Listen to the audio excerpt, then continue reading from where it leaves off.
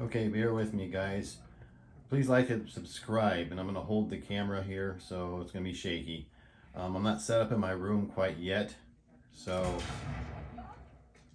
bear with me. So, check this out, guys. This is an awesome ass TV set, and, it checks basically all the boxes, but I'm going to keep it real with you. So, if you don't like anybody to keep something real, or you disagree, then you disagree.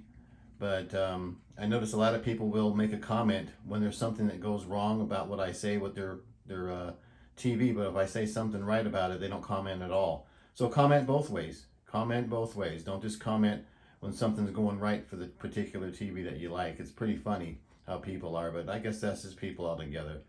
But enough of that, guys. Enough of that. I have a Patreon as well. You know what's up. Hook a brother up. Have it in the comment section.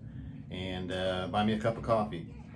But with that all said, check this out, guys. This particular TV is just, like I said, checks all the boxes. There's some things I don't like about it. I'm gonna be honest with everybody. I don't like the matte screen, but it's good enough, and we probably wouldn't notice it so much until people started making a big deal about it. So now, everybody's gonna be looking for the matte screen, but it doesn't really make a big of a difference as you see while you're playing. It's just more psychological.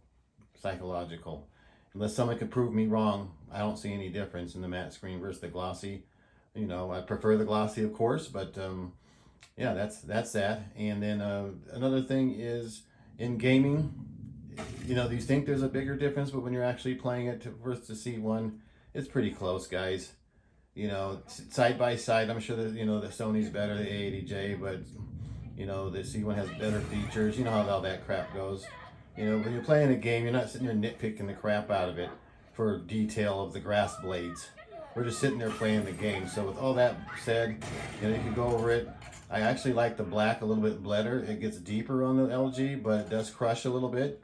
And of course, this looks a little brighter as far as the mid-level black. So pick your poison on that. Dolby Vision is a wash if you're using the in-apps. I haven't used any other thing like Apple TV, so I can't voice on that. But with that said, I do like the TV overall better because it's a Sony. I'm a big Sony guy. And it's just basically the upscaling, the extra brightness, the extra mid-level black as well at certain times. Like I said, during gaming, the LG did look better at certain times, but certain times this looks better. So pick your poison on that part of it. I do not like the 2.1s on this as far as the two HDMIs. I felt Sony gypped us on that, and they always do that kind of crap and give you less, so that's BS right there. And of course the VRR, which is promised, and I'm not worried about that. They'll come out with that by December, hopefully. But everything else is just peachy. Just love this TV. Pixel density, I think I said that right.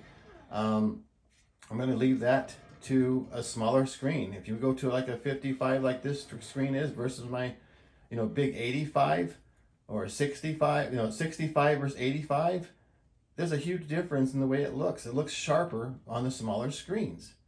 And this is something that there's another person out there always preaches the big, huge screens. I love a big, huge screen. I have a 75 downstairs, but you do lose picture quality. It's not as dense. It's not as impactful. It's not as punchy. It's way punchier on a smaller TV. It's just the way it is, guys. They don't make those big TVs as punchy. Matter of fact, if you go to the 85-inch OLEDs or 83-inch, whatever they are, and you go to like a 65, you can see a big difference. Just go to the store and look if they're side by side, especially. It's a substantial difference. So I want to just touch on that. It has nothing really to do with this TV itself, but I want to touch on that when you're looking for a screen. But another thing.